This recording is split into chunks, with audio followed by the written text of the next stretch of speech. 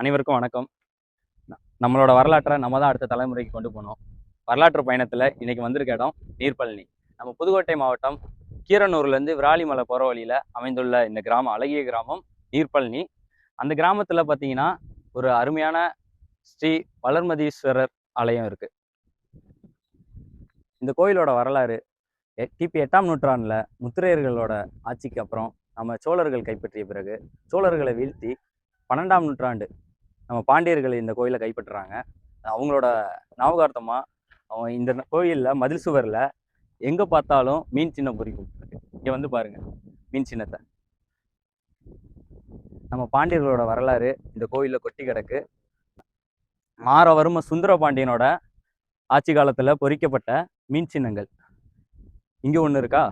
அதன் பிறகு இங்கே பார்த்தீங்கன்னா பாதி உருவம் மட்டும் இருக்குது, ஆனால் அழிந்த நிலையில் மீன் சின்னம் இருக்கு. இது மாதிரி இந்த மதில் சுவரை சுற்றிலும் மீன் சின்னங்கள் பெரும் அளவுல பொறிக்கப்பட்டிருக்கு.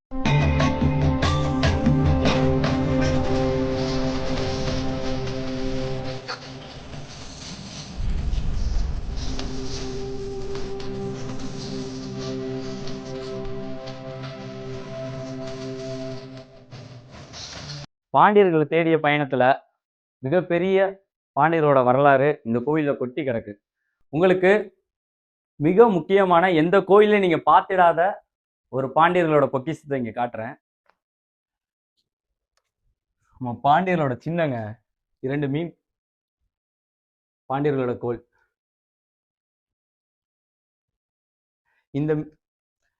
இந்த மீன் சின்னம் பெரும்பாலான கோயில்கள்ல இருக்காது.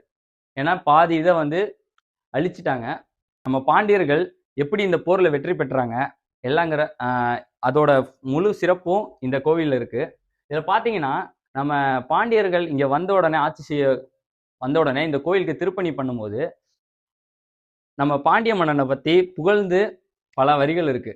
ஏன்னா சோழ மன்னன்கிட்ட அந்த நாட்டை வெற்றி பெற்று கைப்பற்றிய பிறகு திரும்பி சோழ மன்னருக்கே பாவப்பட்டு சோழ மன்னனையே ஆட்சி செய்ய சோழ மன்னன் கெஞ்சி கேட்டதால ஆட்சி செய்ய மறுபடியும் நீனே ஆட்சி செஞ்சுக்கோன்னு கொடுத்தனால நம்ம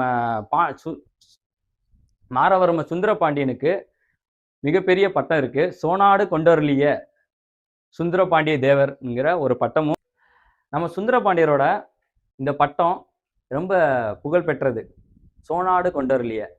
நம்ம இந்த கல்வெட்டுக்கு எதிர்த்தாப்புலே பார்த்தீங்கன்னா மீன் சின்னம் இருக்கா. இந்த மீன் சின்னத்துக்கு மேலேயே பார்த்தீங்கன்னா இதுலயும் இருக்கு. இந்த கோவிலுக்கு கொடைகளும் நிலங்களும் தானமா கொடுத்ததுக்கான மொத்த கல்வெட்டும் இதுதான். இதுல பாத்தீங்கன்னா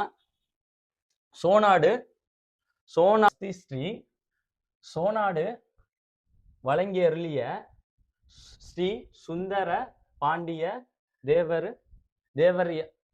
தேவர் ஆண்டு, அதாவது அந்த ஆண்டுல தான் கொடுத்துருக்காரு. தேவராண்டு தேவராண்டு 60 நீர்ப்பழனி. இந்த ஊரோட பேர் வருது பாருங்க, நீர்ப்பழனி உடையார். இந்த கோயில், அதாவது இந்த சிவனோட பேர் வந்து நம்ம சோழர்கள் காலத்துல மதிவந்தீஸ்வரர். அதனால அவரோட மதியாளுடைய நாயனார். அதாவது நம்ம பாண்டியர்கள் பார்த்தீங்கன்னா நாயனாருங்கிற பேரு அவங்க வரும்போது பாண்டியர்கள் பேரை தான் கொடுப்பாங்க.